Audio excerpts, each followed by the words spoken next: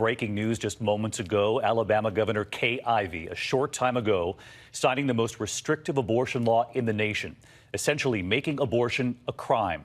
The bill passing after a contentious debate in the state legislature. Under the law, doctors could now face 99 years in prison for performing an abortion. And tonight, supporters of the law in that state have made it clear they hope the legal fight that will now come after the governor signed this bill tonight will take the debate right to the Supreme Court to challenge Roe v. Wade. ABC's Steve Osunsami leads us off with the breaking news from Alabama. What do we do? Stand up, fight back. Alabama Governor Kay Ivey ignored the protests and took her pen to paper late this evening, signing this bill into law. It effectively outlaws abortion statewide. All human life is precious. Providing an abortion would become a crime, even if the pregnancy was caused by rape or incest. The only allowed exception, if the mother's life is in danger. And doctors performing abortions could be sentenced to 99 years in prison. This was decided by mostly men, about 85% of state lawmakers. The debate was intense, and faith weighed heavily. Why are you, man?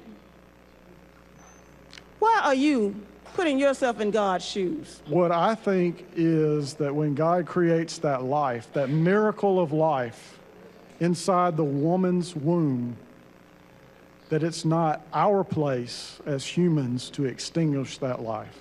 That's what I believe. Dr. Yashika Robinson works at one of the state's 3 remaining clinics, and she's frightened. Women will have limited options when it comes to how they handle pregnancies. Basically, their only option is going to be to continue a pregnancy. Mia Raven works full-time at a clinic less than a mile from Alabama's capital. Last year, doctors here performed more than 1,500 abortions. It's the only provider between Tampa, Florida, and Jackson, Mississippi. We are always here for our patients, and we will continue to be here for our patients. Even if it means going to jail.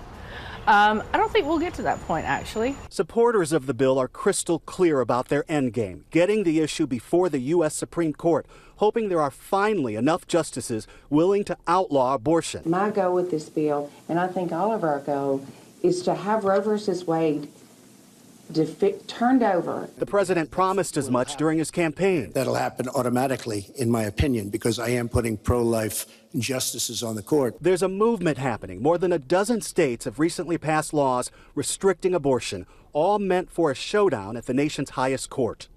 We're watching this all over the country. Steve Osunsami is live in Alabama tonight. And Steve, the governor signing that bill into law just before we came on the air tonight. But as I understand it, it won't go into effect for 6 months, and I suspect the legal challenges will be almost immediate.